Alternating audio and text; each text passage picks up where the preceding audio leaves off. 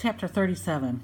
It was really an amazing sight, and in 2 or 3 minutes, as soon as the people below realized that this is now couldn't possibly be a bomb, they came pouring out of the shelters and the subways to gape at the marvel. The streets for half a mile around the building were jammed with men and women, and when the word spread that there was actually living things moving about on top of the great round ball, then everyone went wild with excitement. "It's a flying saucer," they shouted. "They are from outer space. They are men from Mars, or maybe they came from the moon."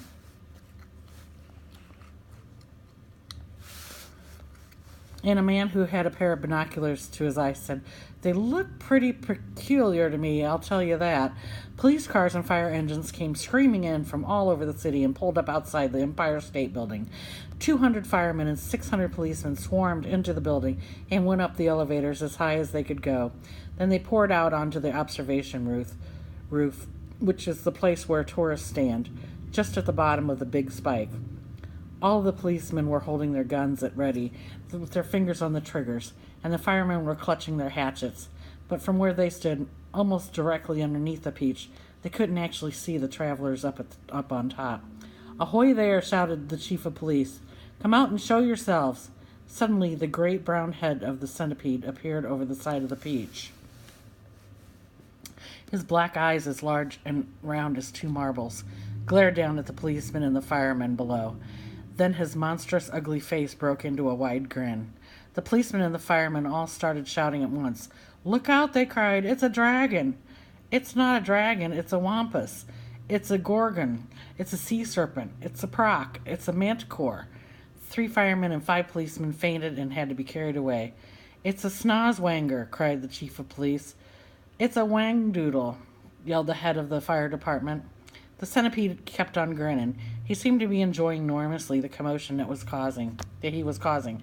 "Now see here," shouted the chief of police, cupping his hands to his mouth. "You listen to me. I want you to tell me exactly where you've come from." "We've come from thousands of miles," the centipede shouted back, grinning more broadly than ever and showing his brown teeth. "There you are," cried the chief of police. "I told you they were from Mars." "I guess you're right," said the head of the fire department. At this point, the old green grasshopper poked his huge green head over the side of the peach alongside the centipedes. 6 more big, strong men fainted when they saw him. "That's one's an oink," screamed the head of the fire department. "I just know it's an oink." "Or a cockatrice," yelled the chief of police. "Stand back, men. It may jump down on us at any moment." "What on earth are they talking about?" the old green grasshopper said to the centipede. "Search me," the centipede answered. "But they seem to be in an awful stew about something." Then Miss Spider's large, black, murderous-looking head, which to a stranger was probably the most terrifying of all, appeared next to the grasshoppers. "Snakes and ladders!" yelled the head of the fire department. "We are finished now. It's a giant scorpula." "It's worse than that," cried the chief of police. "It's a vermiculous scnid. Oh, just look at the vermiculous, gruesome face." Is that the kind that eats fully grown men for breakfast?" the head of the fire department asked, going white as a sheet. "I'm afraid it is," said the chief of police. Or the chief of police answered. "Oh, please, why doesn't someone help us to get down from here?" Miss Spider called out. "It's making me giddy." "This could be a trick," said the head of the fire department. "Don't anyone make a move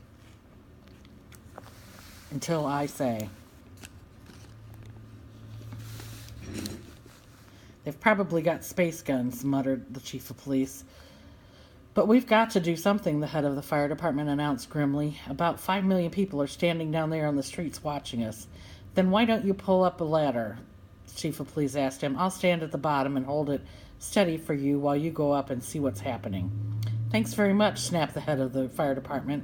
Soon there was no less than 7 large, fantastic faces peering down over the side of the peach. The centipedes, the old green grasshoppers, Miss Spider, the earthworm, the ladybug, the silkworm, and the glowworm.